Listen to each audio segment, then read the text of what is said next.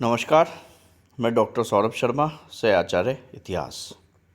आज के इस YouTube वीडियो में हम लोग चंद्रगुप्त द्वितीय की उपलब्धियों के बारे में अध्ययन करेंगे। चंद्रगुप्त द्वितीय की उपलब्धियों को अध्ययन की सुविधा की दृष्टि से हम लोगों ने 3 भागों में विभाजित किया है और उसको 3 भागों में हम अध्ययन करेंगे, जिसमें से अभी प्रथम भाग की हम चर्चा कर रहे हैं। चंद्रगुप्त द्वितीय गुप्त वंश का वह शासक था जिसने विक्रमादित्य की उपाधि धारण की थी, इसलिए इसे चंद्रगुप्त द्वितीय विक्रमादित्य के नाम से जाना जाता है और इसका शासनकाल 375 ईस्वी से 414 ईस्वी तक का रहा था।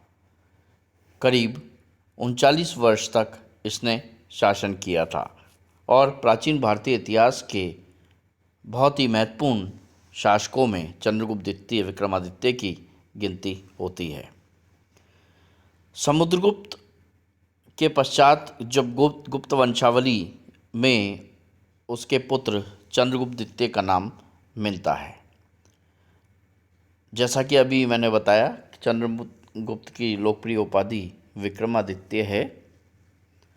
चंद्रगुप्त द्वितीय जब गद्दी पर बैठता है, जब शासन की बागडोर संभालता है, उस समय उसके सामने साम्राज्य निर्माण जैसी कोई चुनौती नहीं थी, क्योंकि साम्राज्य का निर्माण इससे पूर्व में ही इसके पिता समुद्रगुप्त के समय में किया जा चुका था।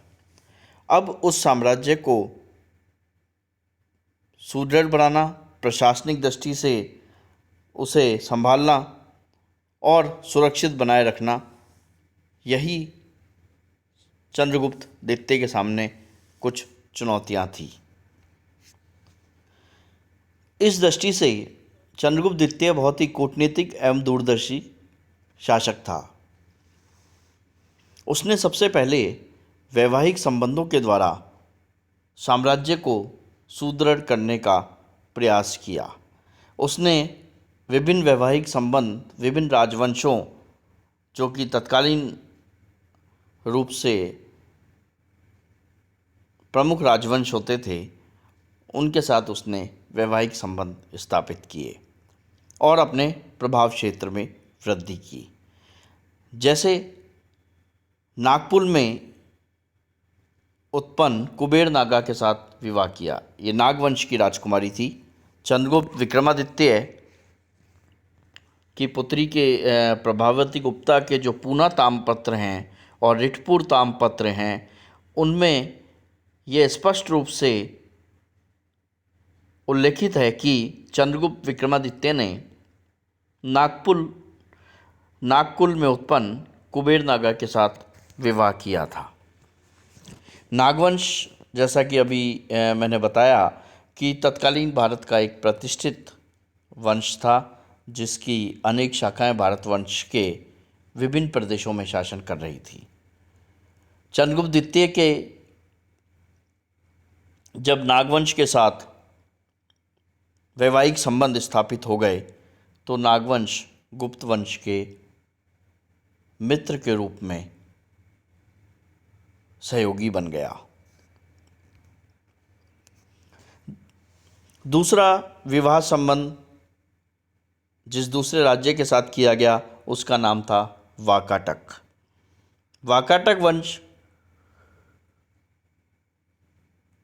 तत्कालीन समय में दक्षिण पश्चिम में एक शक्तिशाली राज्य था, जहां पर वाकाटक वंश का शासन था। चंद्रगुप्त द्वितीय पश्चिम भारत में मालवा, गुजरात और काठियावाड़ में जो शक विद्यमान थे, उस शक राज्य का वो विनाश करना चाहता था। इसके लिए आवश्यक था कि यह वाकाटक वंश से सहयोग प्राप्त करे, क्योंकि वाकाटक राज्य की जो भौगोलिक स्थिति थी वो इस प्रकार से थी कि वाकाटक का नरेश गुजरात और काठियावाड़ के शकों के विरुद्ध आक्रमण में सहयोगी भी बन सकता था और हानि भी पहुंचा सकता था। यानी उसकी भौगोलिक स्थिति के कारण वो बहुत ही महत्वपूर्ण था। अतः वाकाटक वंश को अपने पक्ष में करने के लिए चंद्रगुप्त द्वितीय ने अपनी पुत्री प्रभावती गुप्ता का विवाह वाकाटक के नरेश रुद्रसेन द्वितीय के साथ कर दिया था। इस संबंध में चंद्रगुप्त को शकों पर विजय प्राप्त करने में बहुत ही सुविधा रही। इस संबंध के कारण चंद्रगुप्त बड़ी आसानी से शकों पर विजय प्राप्त कर सका। रुद्रसेन की जो वाकाटक नरेश था, जिससे प्रभावती गुप्ता जो कि चंद्रगुप्त द्वितीय की पुत्री थी का विवाह किया गया था, उस रुद्रसेन की मृत्यु हो जाती है और उसकी मृत्यु के उपरांत चंद्रगुप्त द्वितीय की सहायता से उसकी पुत्री प्रभावती गुप्ता ही वाकाटक राज्य का शासन संचालन संभालने लगती है। यहाँ तक यह भी बताया जाता है कि दरबार में और अन्य जो आवश्यक वस्तुएं थी वे सभी चंद्रगुप्त विक्रमादित्य के दरबार से भेजी जाती थी, जिससे शासन संचालन में कोई समस्या नहीं हो। इस प्रकार चंद्रगुप्त द्वितीय का प्रभाव वाकाटक राज्य में अपनी पुत्री के माध्यम से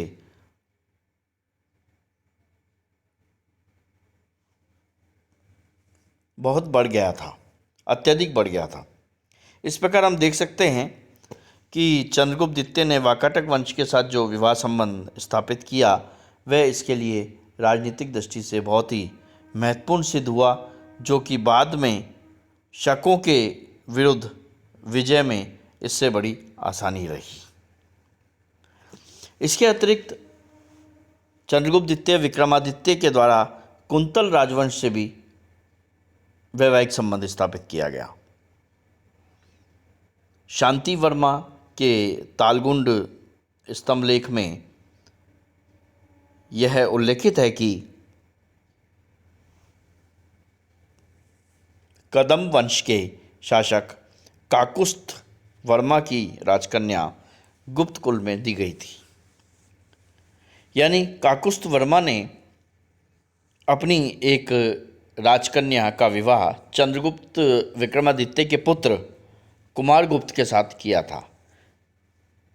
काकुस्थ वर्मा जो शासक था कुंतल वंश का, वो तत्कालीन समय में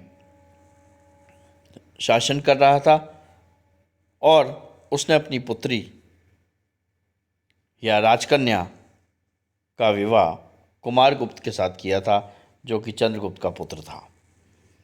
कदम ब्राह्मण राजवंश था, जिसे प्राचीन साहित्यिक साक्ष्यों में कुंतल प्रदेश का शासक कहा गया है।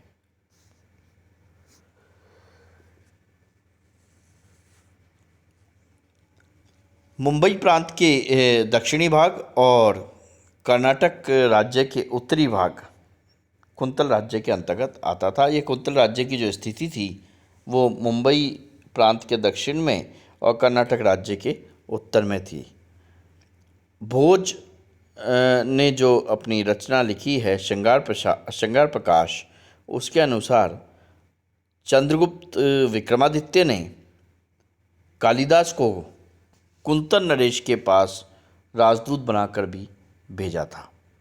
तो ये काफ़ी इम्पोर्टेंट वक्तव्य है या उल्लेख है जो कि भोज के श्रृंगार प्रकाश में लिखा है। इसको ध्यान रखना चाहिए कि चंद्रगुप्त विक्रमादित्य ने कालिदास को कुंतल नरेश के पास राजदूत बनाकर भेजा था, ऐसा उल्लेख भोज के श्रृंगार प्रकाश से मिलता है। दक्षिण भारतीय जो ये राज्यवंश है उसके साथ विवाह संबंध द्वारा चंद्रगुप्त का जो यश है वो दक्षिण भारत में भी प्रसारित हुआ होगा, ऐसा माना जा सकता है। धन्यवाद।